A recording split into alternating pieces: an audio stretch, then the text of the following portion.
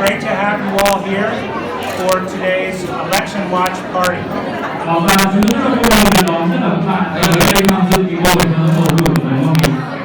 We've had a lot of students who've been visiting American Center today, and we've also had a lot of diplomats, members of the Communist Party, and Vietnamese government officials visiting the American Center today.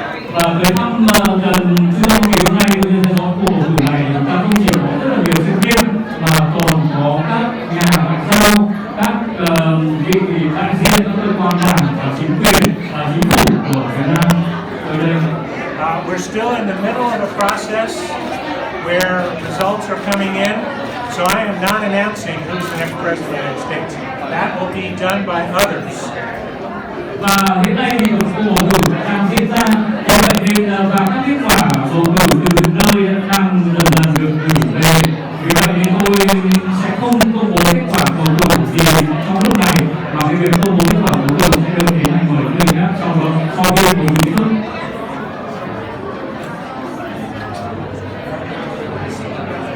Okay, so I'm happy to take a few questions.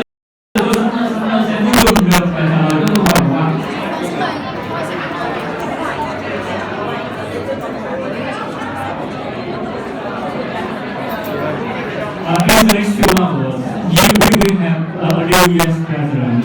So, what would the U.S. policies for the Southeast to the Asia-Pacific, especially to Vietnam, would be? I can't predict precisely the policies of a new president, but what I can say is that there is bipartisan support within the United States, support from both Republican and Democratic parties for strong relationships in Asia, including in Vietnam. Tôi thì không thể dự báo chính sách của Tổng thống mới của Hoa Kỳ, nhưng tại Hoa Kỳ có sự ủng hộ của cả hai đảng Hoa Kỳ, cả các thành viên Cộng hòa và các thành viên dân chủ trong việc tăng cường quan hệ với châu Á và Việt Nam.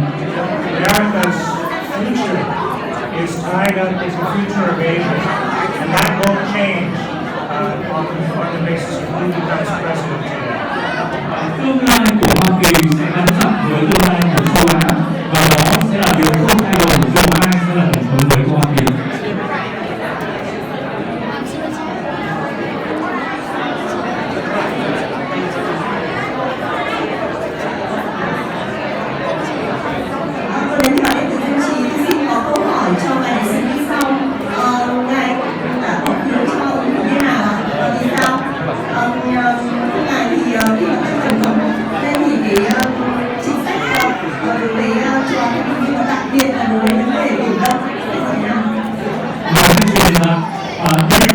And who we vote for.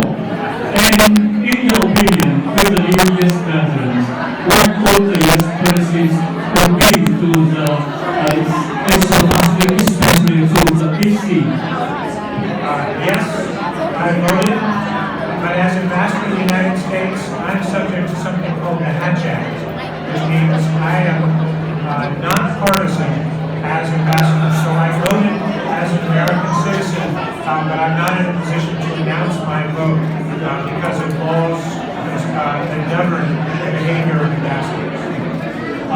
Tôi đã bỏ phiếu, nhưng mà với cái công việc của là đại sứ Hoa Kỳ thì tôi phải giữ vai trò trung lập, và tôi chỉ bỏ phiếu với tư cách là một công dân của Hoa Kỳ thôi, và tôi vì vậy nên đối với khi đại sứ Hoa Kỳ tôi sẽ không công bố là tôi bỏ phiếu. And when it comes to our policy towards the region, and specifically Vietnam, our interests remain the same. We have an interest in peaceful resolution of disputes, in respect for international law, and in how disputes are resolved so that sea lanes and air lanes may remain open in khu vực Biển Đông.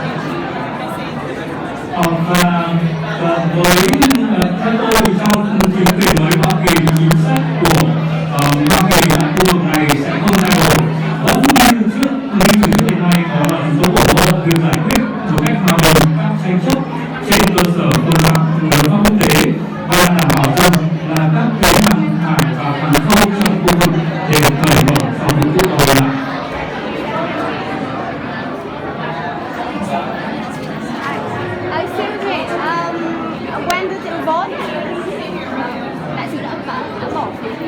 cảm nhận của ông về cái cuộc bầu cử này, vì có rất nhiều ý kiến chuyên gia nói rằng là cũng có thể rất là negative.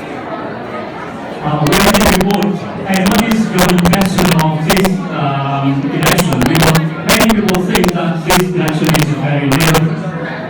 I voted in September by absentee ballot, and my home residence is Washington, D.C., so I voted via absentee ballot in Washington, D.C. Tôi đã bỏ phiếu vào hồi tháng 9 năm nay, với tư cách là cử tri vắng mặt. Tôi đăng ký thường trú tại Hoa Kỳ tại thủ đô Washington DC, vì vậy nên tôi đã bỏ phiếu tư cách là cử tri vắng mặt tại thủ đô Washington DC. So every election is about big choices with regard to our future. This election has been historic in many ways. One is because for the first time, a woman is the candidate of a major party. Mọi cuộc bầu cử tại Hoa Kỳ đều là những cơ hội để cử tri chúng đưa ra những cái lựa chọn lớn lao trong tương lai của mình. Và cuộc bầu cử năm nay cũng có là cuộc bầu cử mang ý nghĩa lịch sử ở nhiều khía cạnh. Trong đó một trong những cái đó là lần đầu tiên bầu cử nữ đã trở thành ứng cử viên tổng thống của một chiến đảng lớn. But like every election in my lifetime, there are big issues that are being discussed in the United States, like gun control, like issues involving race, like issues that involve gender. These are big, difficult social issues that the United States is still struggling with. Và mọi cuộc bầu cử trong thời gian tôi sống từ trước đến nay tại Hoa Kỳ thì đều là những cái cuộc tin để thảo luận những vấn đề lớn mà xã hội quan tâm, ví dụ như là vấn đề kiểm soát súng, các vấn đề liên quan về chủng tộc hay là giới hay là vấn đề về giới, và đó thì là những vấn đề khó khăn và lớn mà xã hội quan tâm trong những bầu cử. And one election alone, but it does bring into quite some clarity about what the American people think about some of these issues, like immigration and gun control, legalization of marijuana, where we go in order to improve our economy, what kind of a nation we want to be. All of those issues have been brought up in this election. Và bất cứ một cuộc bầu cử nào chỉ riêng một cuộc bầu cử thôi thì sẽ không thể giải quyết được tất cả vấn đề lớn mà họ quan tâm, nhưng nó cũng là dịp để hiểu rõ hơn những cái suy nghĩ của người dân Mỹ về các vấn đề lớn của họ, và đó là những cái dịp mà họ quan tâm về những vấn đề như là những vấn đề lớn như là vấn đề nhập cư, vấn đề cảnh sát vũ khí, vấn đề phân pháp và hạ tầng, việc sử dụng cần sa, những vấn đề là phát triển nền kinh tế hay là cái vấn đề là việc nên đưa Hoa Kỳ theo hướng nào trở thành quốc gia như thế nào.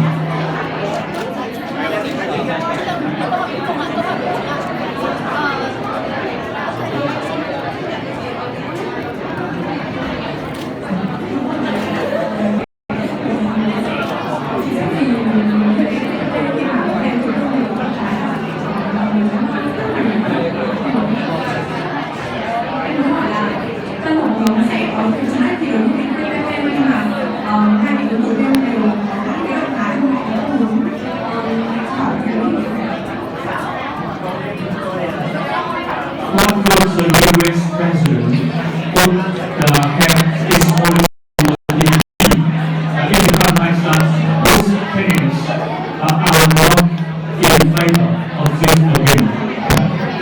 Well, first of all, Barack Obama remains president until January 20th.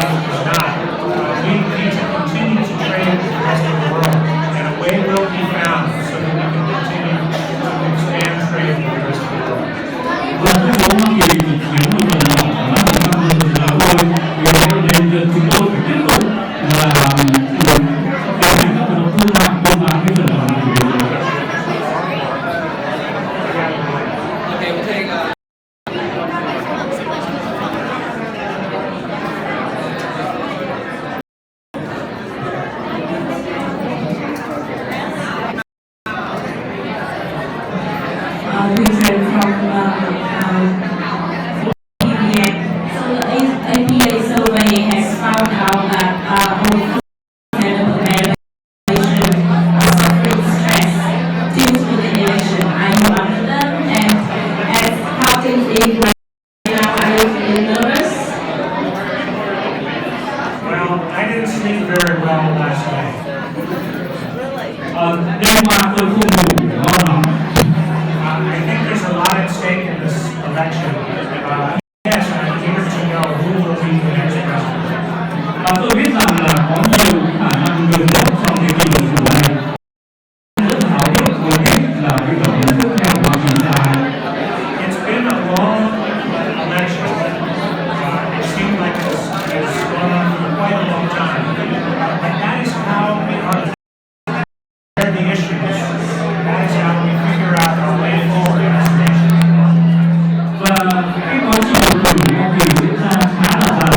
Chính đó cũng là dịp để Hoa Kỳ có thể nêu lên những vấn đề mà người dân Hoa Kỳ quan tâm cũng như là tìm ra những cái hướng đi